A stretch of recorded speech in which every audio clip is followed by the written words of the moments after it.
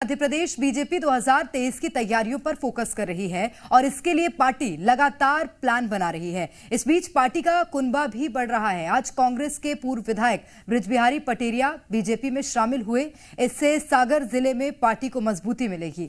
वहीं दूसरी तरफ पार्टी को मजबूत करने के लिए सीएम शिवराज सिंह लगातार एक्शन में नजर आ रहे हैं। पार्टी की रणनीति को धार देने के लिए 2 दिन से सीएम शिवराज विधायकों के साथ 1-to-1 चर्चा कर रहे हैं और उनके क्षेत्र का फीडबैक ले रहे हैं, यानी बीजेपी विधायकों की परफॉर्मेंस का आकलन भी कर रही है।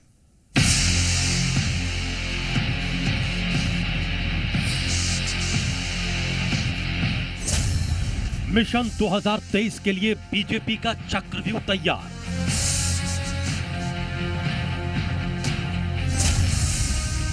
कांग्रेस को घेरने के लिए बीजेपी ने रची रणनीति।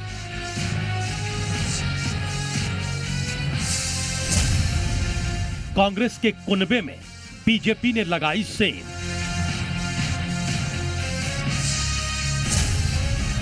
संगठन और पार्टी की मजबूती पर बीजेपी का फोकस।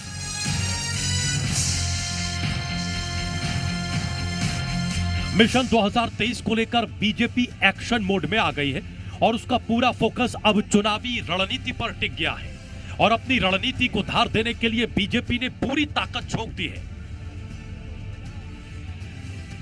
2 दिनों से सीएम शिवराज सिंह विधायकों के साथ 1-to-1 चर्चा कर रहे हैं और विधानसभा क्षेत्र का फीडबैक ले रहे हैं। विधायकों की परफॉर्मेंस का आकलन हो रहा है और यह भी देखा जा रहा है कि 2023 के चुनाव में कौन सा विधायक फिट होगा और कौन सा फिट नहीं होगा। यानी बीजेपी किसी भी कीमत पर 2023 का रण जीतना चाहती है। एक तरफ बीजेपी खुद का आकलन करके रणनीति बना रही है, वहीं कांग्रेस के कुनबे में सेंध लगाकर पार्टी को और मजबूती देने का काम कर रही है। शनिवार को कांग्रेस के पूर्व विधायक बृजबिहारी पटेरिया ने बीजेपी ज्वाइन कर ली। सीएम शिवराज की मौजूदगी में पटेरिया बीजेपी में शामिल हुए। पटेरिया के बीजेपी में शामिल होने से सागर जिले में बीजेपी को मजबूती मिलेगी। वहीं नगरीय प्रशासन मंत्री भूपेंद्र सिंह ने बड़ा दावा करते हुए कहा है कि कांग्रेस के कई विधायक और बड़े नेता बीजेपी के संपर्क में हैं। उन्होंने कहा कि जो नेता अगला विधानसभा चुनाव न लड़ने की शर्त मानेंगे, उन्हीं को बीजेपी में एंट्री दी जाएगी। कई विधायक कांटेक्ट में है और चूंकि अब हम लोगों को ये देखना पड़ रहा है कि जो बिना टिकट की शर्त पे आ रहे हैं उन पर ही हम लोग विचार कर रहे हैं, टिकट की शर्त पर विचार नहीं कर रहे। बीजेपी ने कांग्रेस को सागर जिले में झटका दे दिया है। इस पर पलटवार करते हुए कांग्रेस ने कहा कि पद के लालची लोग बीजेपी में शामिल हो रहे हैं। बीजेपी दबाव बनाकर कांग्रेस के नेताओं को परेशान कर रही है। अगर सत्ता के बस में आके, पद के बस में आके, पैसे के लालच में आकर जो बनता है जाता है, हम क्या कर सकते हैं। मध्य प्रदेश में विधानसभा चुनावों में करीब 1 साल बचा है, लेकिन बीजेपी अभी से ही तैयारियों को धार देने में जुट गई है और उसकी रणनीति एकदम साफ है कि खुद को मजबूत करो और कांग्रेस में सेंध लगाओ। ब्यूरो रिपोर्ट, जी मीडिया। और ज्यादा जानकारी के साथ भोपाल से हमारे संवाददाता प्रमोद शर्मा सीधे जुड़ गए हैं। प्रमोद, एक और बड़ा झटका कांग्रेस को, ये कितनी बड़ी क्षति 2023 के लिहाज से हो सकती है? देखिए, सागर की यदि बात करें तो अरुणोदय चौबे का बीजेपी में आना और अब बृजबिहारी पटेरिया का आना, देखिए उस क्षेत्र में और जो सीटें हैं वहाँ पर जो ब्राह्मण फेस हैं, ब्राह्मण वोटरों को साधने के लिए ब्राह्मण फेस की एंट्री कराई जा रही है बीजेपी में। अब देवरी जो सीट है विधानसभा की, वो बीजेपी की झोली में नहीं है। वहाँ से देखिए हर्ष यादव कांग्रेस पार्टी की तरफ से जीते थे, कमलनाथ सरकार में मंत्री भी थे और 1998 में कांग्रेस पार्टी के टिकट पर बृजबिहारी पटेरिया विधायक बने थे। अब वो बीजेपी में आ गए तो बीजेपी की तरफ से दावेदारी करेंगे, यानी देवरी से बीजेपी का जो पक्ष है वो स्ट्रांग हो गया है। कांग्रेस पार्टी को बैक टू बैक झटके लग रहे हैं।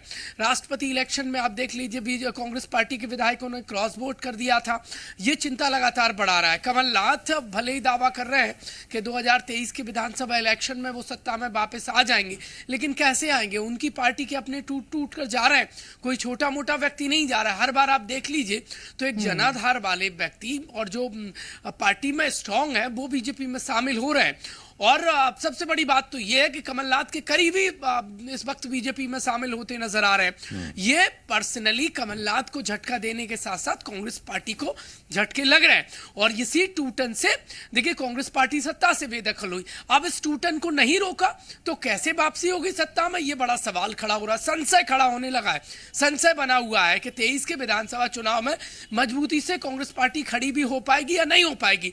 भूपेंद्र सिंह तो दावा कर रहे हैं कि कई और पॉलिटिशियन उनके संपर्क में है, कांग्रेस पार्टी के कई विधायक हैं, और यदि ये उनका जो दावा है यदि वो सही बैठता है, क्योंकि जब जब उन्होंने दावा किया है तब तब कांग्रेस पार्टी को झटका लगा है, तो अब और चिंता बढ़ने वाली है।